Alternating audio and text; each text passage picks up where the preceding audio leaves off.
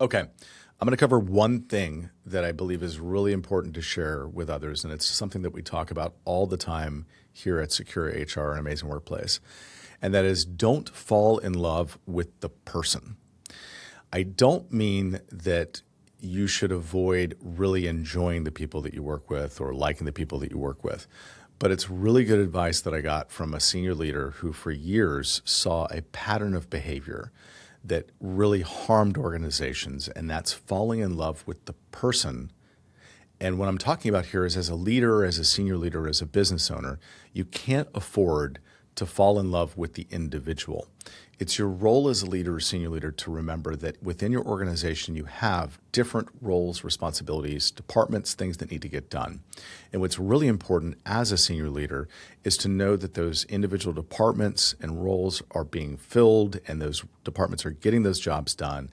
And that you may have team players or people on that team that you do love. You may have people that you absolutely enjoy being with, and they're just great. They raise spirits when they're in the room, and you may even think to yourself, "Wow, I love working with that person."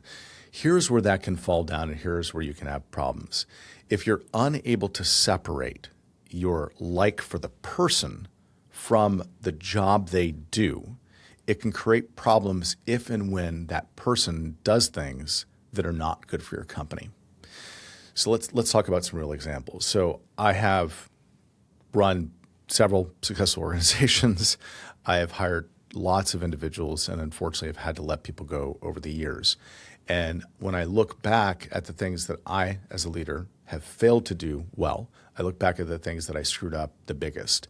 It was almost always surrounding hiring and firing. And what we're talking about now is on both sides of the house. I meet somebody in an interview, we click, we hit it off really well. There's a connection there where I really like this person. And what that does is it blinds me to the things that I really need to be looking at. Is this person upbeat? Is this person hardworking? Is this person skilled? And I have made excuses for gaps in their resume. I've made excuses for things they can't do, and I've hired them anyway because I liked the person, or air quotes, fell in love with the person. I'm not talking about romantic love, just like I really, really like the person. One of the definitions of love is just a high amount of care for an individual, right? So you have this high amount of care for this person. You really, really like this person, and you make excuses for them and you bring them in the door.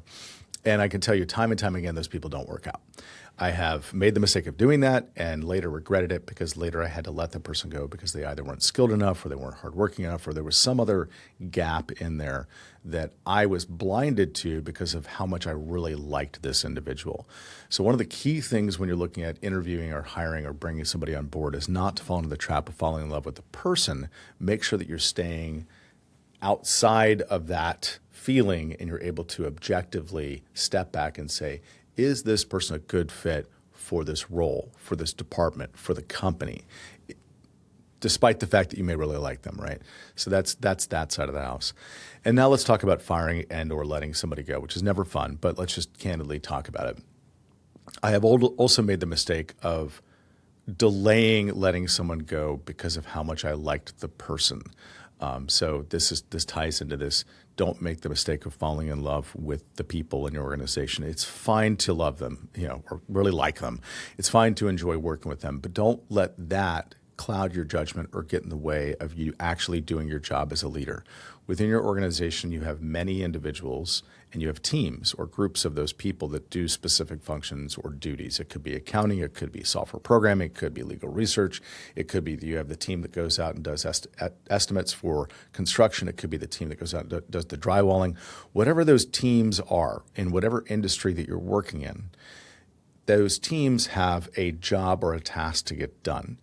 And you may have people on that team that you enjoy being around more than other people. That's natural, it's normal. But what I'm really talking about is don't let your care for the individual get in the way of making smart business decisions for your organization. So, as an example, again, I've made the mistake before of really liking an individual, sort of quote unquote being in love with the person and ignoring the fact that this person was creating a bad impact on their team. They were dragging their team down. They were destroying morale. They weren't consistently showing up to work. They were either late or they they worked odd hours and they weren't able to coordinate with the team.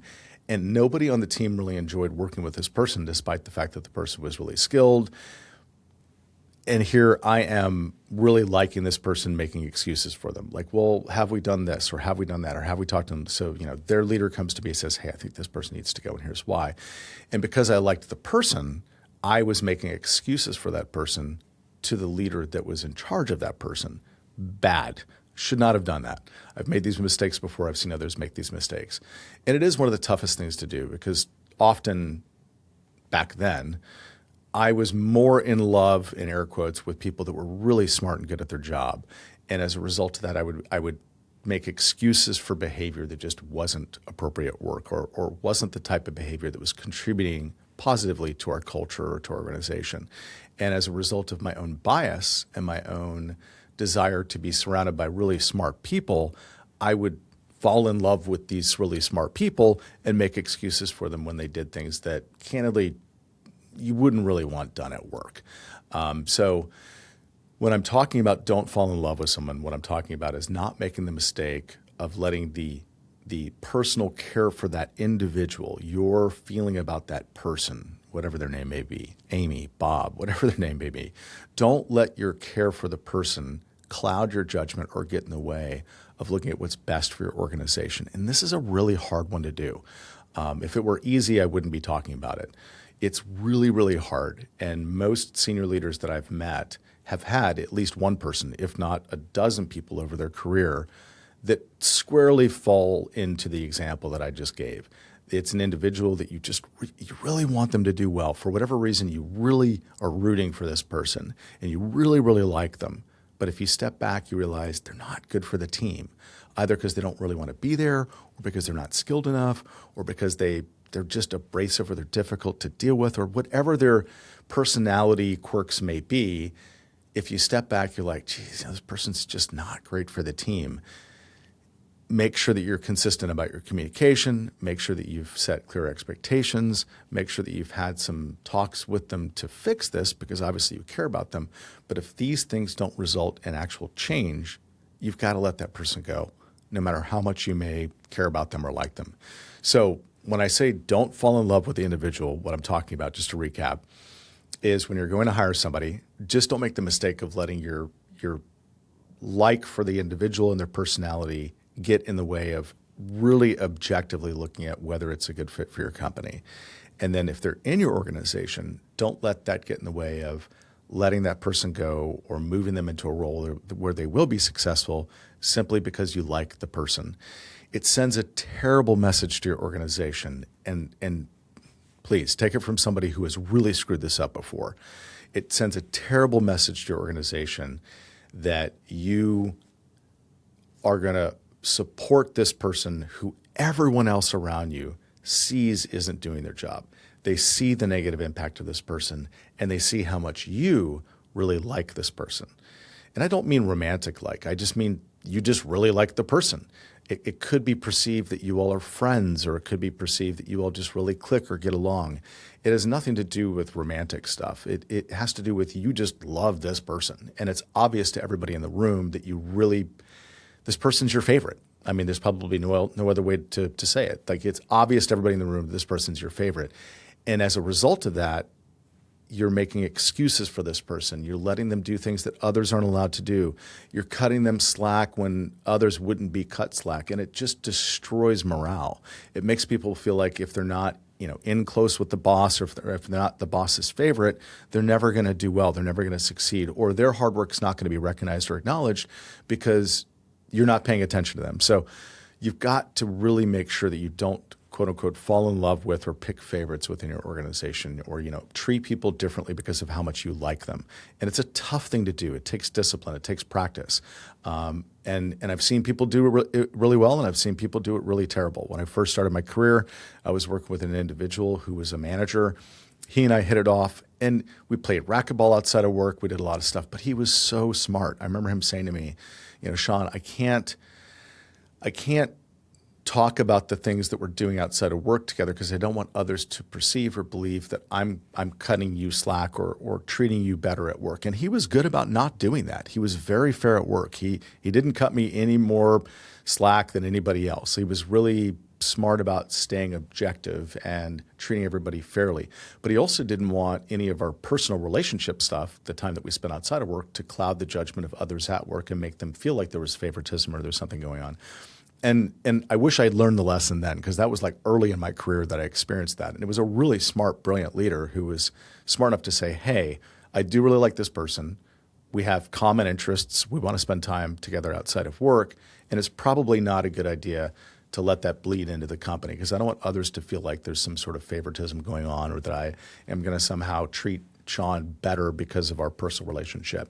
And it wasn't like we were trying to hide things. It was just simply like, oh, this could hurt the morale of the group if they feel like Sean has a leg up or an advantage. And it's not going to help Sean's career either, because then people are going to think that he's only getting these good things because of that relationship, as opposed to actually the work that he's doing. So he wasn't harder on me because of it, because that's kind of ridiculous, but he wasn't easier on me because of it, which would also be ridiculous. So he didn't allow his love or care for me to get in the way of the way that he treated me at work. And it was a great lesson that, again, I wish I'd learned early on. It wasn't something that I learned at that time. I screwed it up over and over and over again throughout my career, and would meet people that I would, quote unquote, fall in love with and make excuses for them and want to hire them, even though they weren't the best fit. And they would come in and they would create problems, and I'd later have to let them go.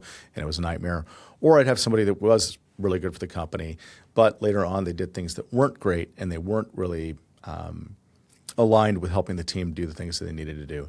And again, I would make excuses for them because of my care for that individual. So having screwed this up over and over and over again, I'm just communicating to you, don't let your care or love for the person as the person get in the way of doing what's best for your organization. Or, as my old mentor used to say, don't, quote unquote, fall in love with the person, which again is not to say that you can't like the people you work with. It's just to say that it's really harmful to the organization to allow that care or like for the person to cloud your judgment or get in the way of making the decisions that are best for your company. Anyhow, don't fall in love with the person.